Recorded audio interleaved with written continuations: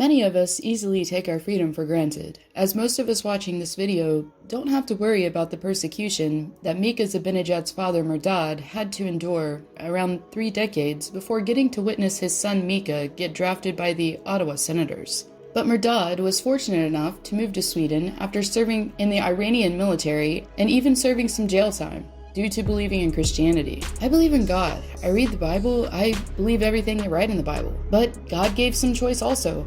But in Iran, you have no choice. They tell you what you should think and what you should do. And I can't accept it. God gave you freedom, he says. Regardless, Mehrdad, who is currently an IT engineer with the Swedish government, gave Mika a chance to chase his dreams by moving to Scandinavia.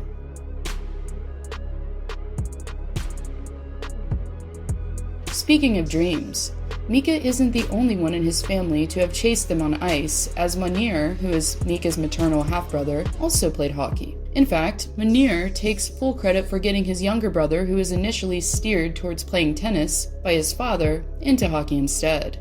Munir spent time playing for various semi-pro teams in Europe and even represented Team Sweden in the World Juniors. He's a big inspiration for me, Mika says. I actually started to play tennis. That was what my dad wanted, but then I got stuck into hockey after the first time on ice.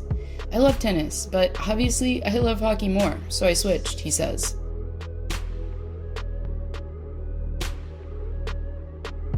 Once Mika made it to the NHL after getting drafted in the 2011 NHL Draft 6th overall in Minneapolis, he instantly made history upon his NHL debut with Ottawa on October 7th of the same year. Upon skating onto the ice to face the Detroit Red Wings at Joe Louis Arena, Zibanejad became the youngest player in franchise history and youngest player from Sweden at 18 years, 172 days to ever skate in an NHL game.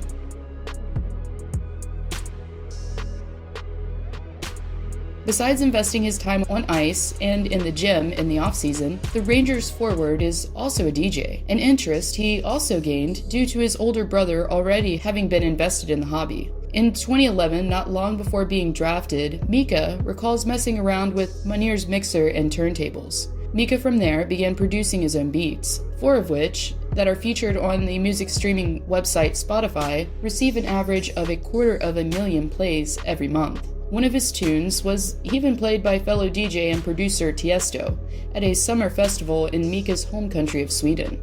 And it's not just the Dutch DJ that prefers his tunes, but also Mika's teammates find them pretty catchy, and have even asked him to DJ at Christmas and Halloween team parties.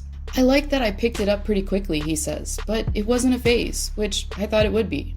It's still here, he says.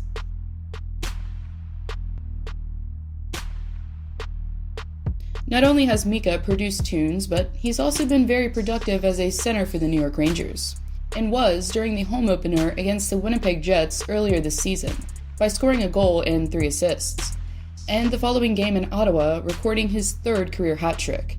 And after doing so, Zibanejad became the 6th player in NHL history with 4-point games in each of his first 2 games of the season, and the first player to do so since John Collin did of the Pittsburgh Penguins in 1990.